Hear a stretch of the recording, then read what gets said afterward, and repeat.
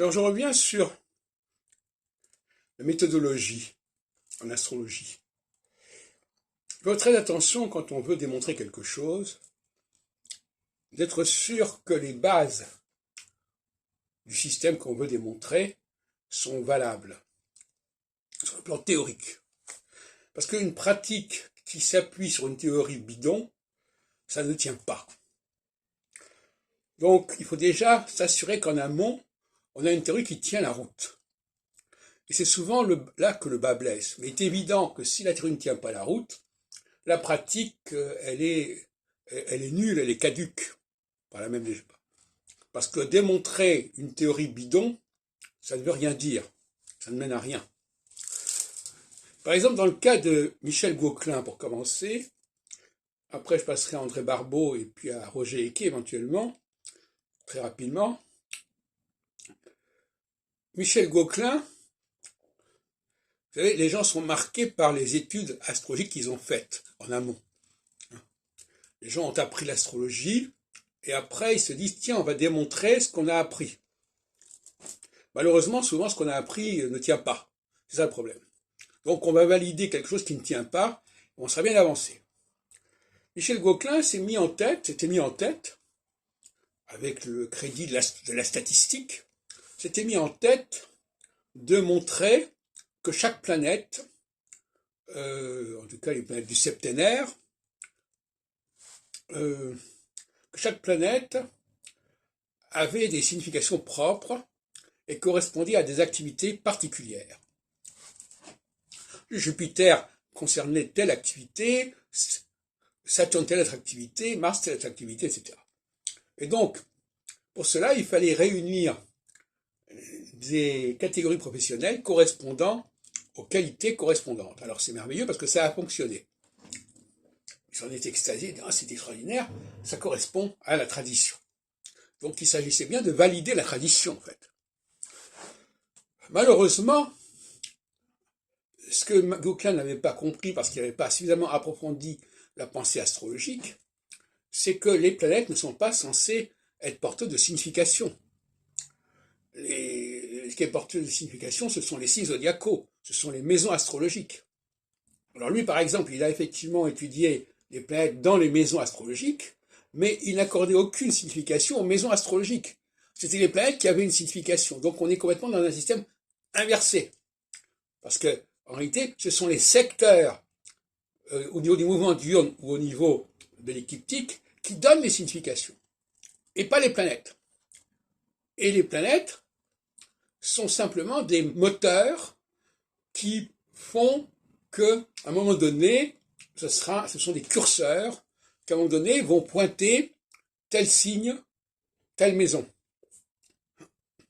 Et la mythologie, contrairement à ce qu'on peut croire, la mythologie est dérivée d'une checklist divinatoire, comme dit Ptolémée dans la Tétrabible. On veut savoir quelque chose sur les enfants, on veut savoir quelque chose sur les mariages, et bien voilà, alors il y a Vénus qui est la planète des mariages, il y a Mercure qui est la planète, etc., Jupiter qui est la planète du pouvoir, Mars qui est la planète de la guerre, et en réalité, il s'agit purement et simplement, pour les astronomes, de récupérer des noms de Dieu, mais ils n'en ont rien à foutre de ce que ça peut signifier. C'est simplement il faut les nommer. C'est comme quand on a une famille, on donne des prénoms aux enfants, on n'en tire pas une conséquence quelconque. Voilà pour Gauquelin. Pour Barbeau, eh bien, le problème, c'est qu'il a élaboré un système avec son indice cyclique, un système qui ne comporte aucune subdivision.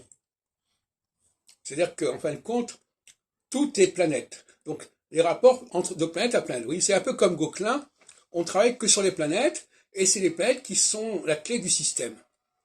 Alors qu'en réalité, les planètes, il faut les étudier en rapport avec le zodiaque.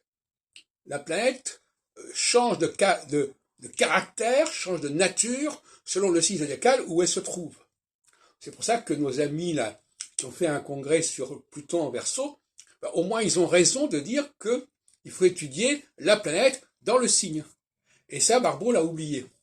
En ce qui concerne Roger Hickey, avec son astrochronobiologie, lui, il est convaincu que c'est le thème natal qui nous conditionne.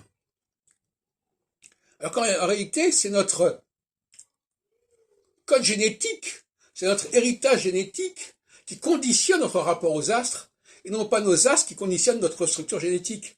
Donc là, il a complètement inversé le système qu'il doit étudier, et